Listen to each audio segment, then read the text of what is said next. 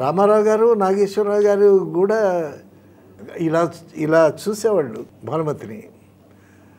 She is a singer, dancer, music composer, studio owner, తర్వాత Sahitya academy award గ్రహీత, university కళా ప్రపూర్ణ. అసలు మీరు విప్రనారాయణ సినిమాలో చూడాలండి భానుమతిని. అసలు అందులో డార్క్ కలర్ టైట్ జాకెట్ అది వేస్తుంది. తర్వాత విప్రనారాయణని రెచ్చగొట్టుద్ది రొమాంటిక్గా. ఆ పర్ఫార్మెన్సు, ఆవిడ కాస్ట్యూము, డ్రెస్సు, ఆ సీన్లు చూస్తే చాలా అద్భుతంగా ఉంటుంది.